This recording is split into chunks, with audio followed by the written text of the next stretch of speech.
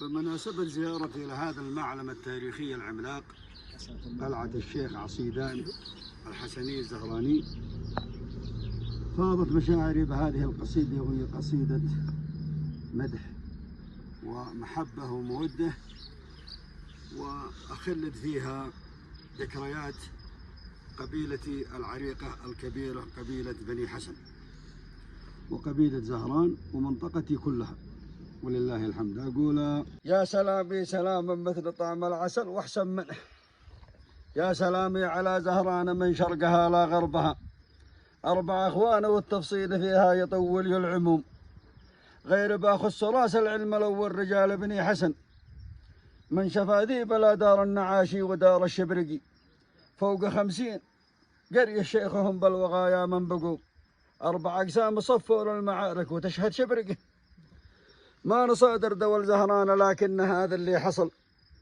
يوم لفوا لنا لتراك والله ما جو من سما، غير قالوا ترى قدامكم قايد في شبرقه، ان قتلتم عصيدا انتم اسيادنا واحبابنا، لكن النمر في الجبهه وحول 300 نمر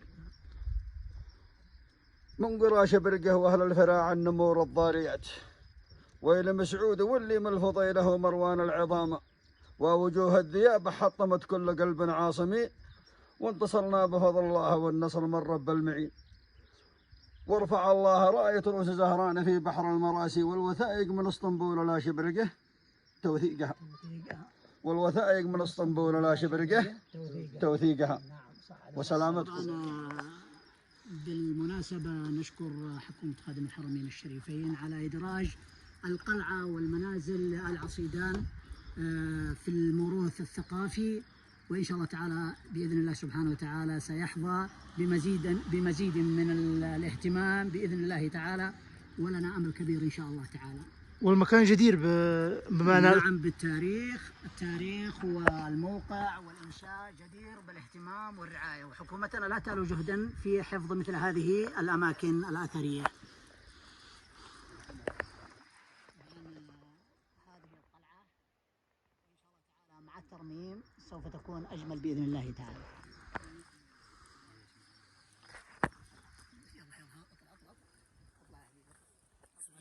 سبقني تعال فوق. يلا. طبعا الدرج هذا قديم،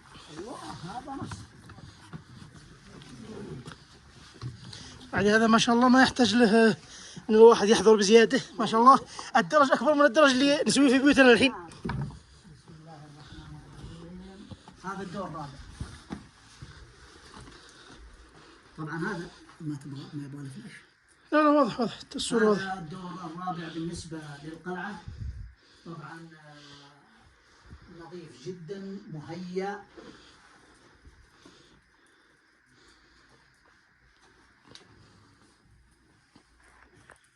ما شاء الله تقريبا تصميم الدرايش مشابه لتصميم المجلس. نعم بحيث يكون فيه غرفتين.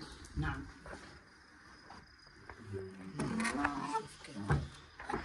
كانت تقفل جهة واحدة أو جهتين؟ نعم تقفل. ما شاء الله. شوف حتى الزافر وشكل الزافر والنقوش جميلة جدا، والخشب نظيف والخشب كأنه عمل منذ سنة فقط. نعم. حتى لا يوجد ما شاء الله أي عوامل تآكل أو خراب ما شاء الله. على جودته. يبدو انه ما كانوا يشبون في هذا. لا ما كان في قبل. مجالس فقط. هذا مجالس. نعم. هذه محطة حسب. هذه تطلع على السطوح على اطلع على الجنان. ما تقدر انت. لا اقدر اطلع فوق عشان تسحب بيدك. والله اسحب بيدك تقدر تطلع. لا ما بطلع. طبعا هذا مجلس يعتبر في الدور الرابع. خلاص. لاحظ معي أخي المصور الله يحفظك وتذكر الأمر. شوف السلم شعبتين، عبارة عن شجر أو شجرة واحدة من أشجار العرعر، وهو شعبتين كأنها يعني ملحومة طبيعيا، يعني شوف متصلة مع بعض. شوف حتى توصل، يبدو انه فقد واحده منهم. صحيح. فقد واحده من طبعا هم هنا لو تقترب شويه للتصوير ونحط نحط الاضاءه. في اضاءه يا اخي الله يحفظك. الكشاف مع الاستاذ جمعي. لاحظ معي هنا حفر للسنه هذه، وهنا سوى لها حفر النجار وبإبداع. شوف الحفر في العود. نعم. ليش؟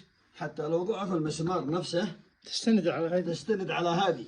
ومع ذلك المسمار أصبح يعني ثابتا في مكانه الطبيعي. ليش؟ لأن له إيش؟ له مجرى هنا. لاحظ معي هذا السلم كم؟ 1 2 3 مفقود. 3 4 5 6 7 8 9. 9.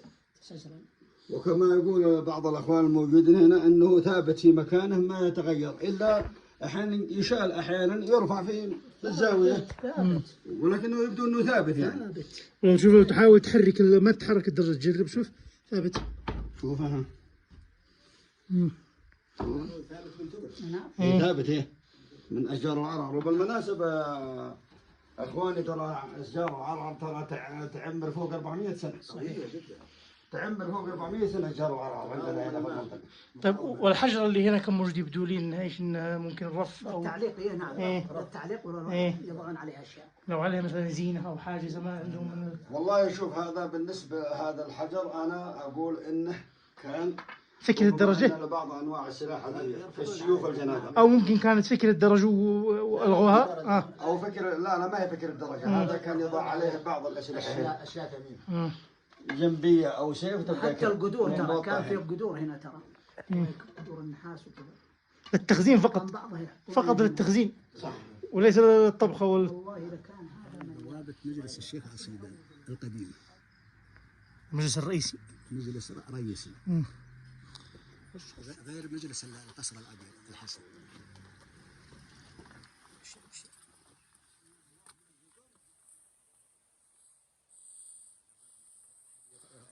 الحين بيجينا الاستاذ عبد الله بالفلاش.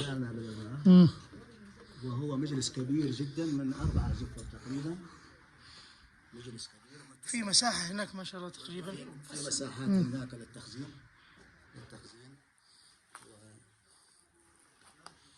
نوم الضيوف.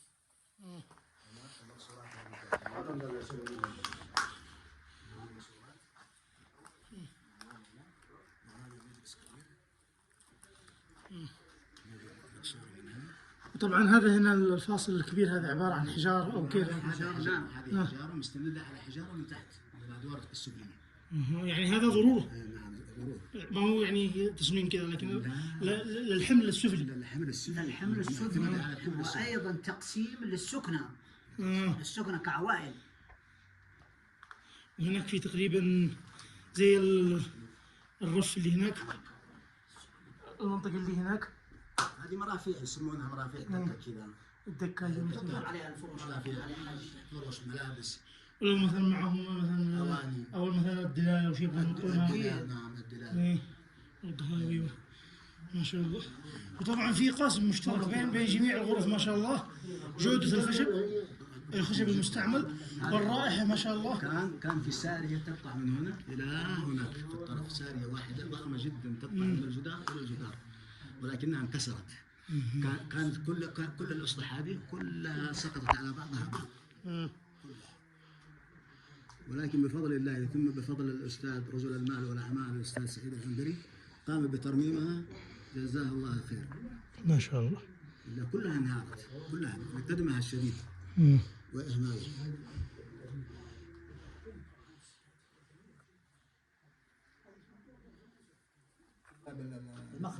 المخرج الجنوبي للمجلس. يطلع المكان اللي يخرج له ايش هو المكان اللي برا؟ على الجون الذي يقود الى السور الغربي بالنسبه هنا الجهة الجنوب تقريبا ولا؟ نعم هذا الجنوبي. إيه. هذا باب على الجهه الجنوبيه. والجهة اللي هنا الشرقية. الشرقيه نعم. جميل. وهنا الشمالية وهنا الغربي. نعم جميل. يخرج على الجهوه المطلة على الوادي. ما شاء الله. والمخرجة للصور البحري.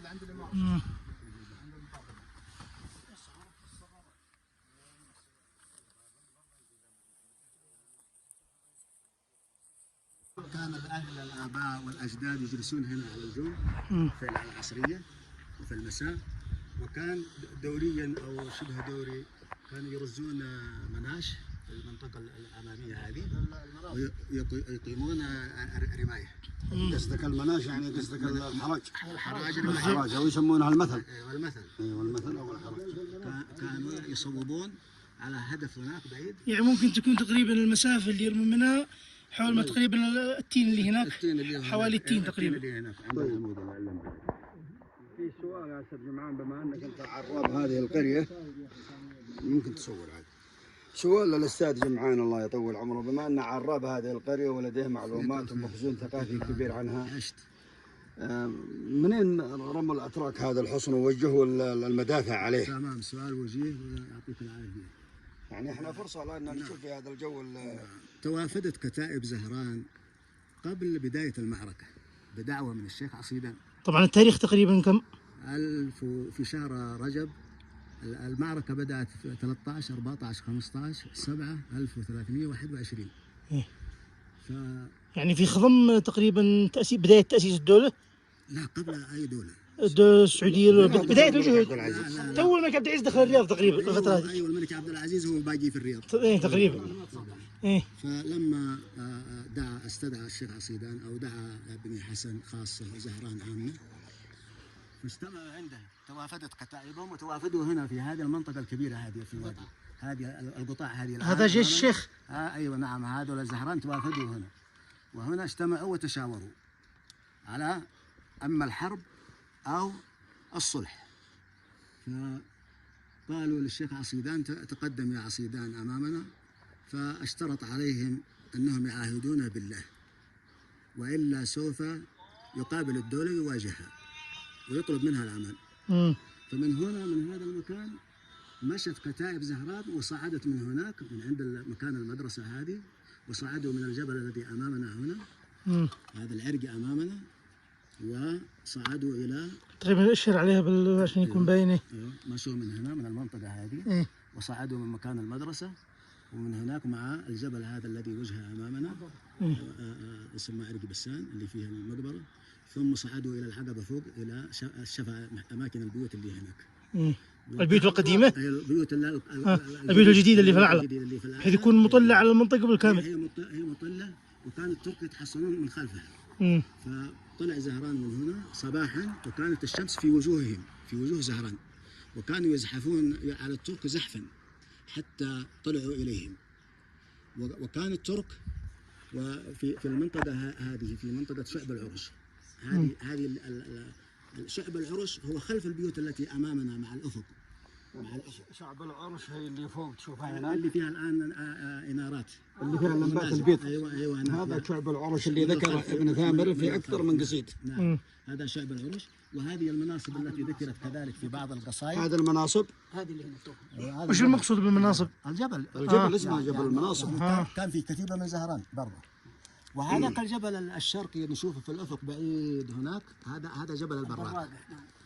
وحيث وضع الترك فيه بنوا فيه دشمة يسمونها عندنا مترس أو اللي أعلاه برج تقريبا، اللي عليه برج في بيت صغير تقريبا هناك. نعم، اللي في الأفق الأخير. هذا جبل البراق المشهور، وبنى الترك فيه دشمة عسكرية، يعني تقريبا ثكنة عسكرية. ما هي ليست ثكنة، مترس يعني يتحصنون خلفه في مدفع، يعني نقطة تجمع تقريبا في مدفع،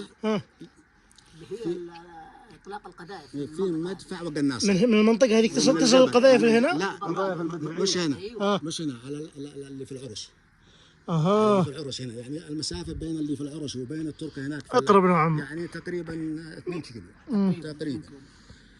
فلما زحف زهران وطلعوا إلى شعب العرش، الشيخ عصيدان أرسل فرقة مكونة يمكن من 10 إلى 15 شخص، ومنهم 2 من أولاده لهدم السور هذا.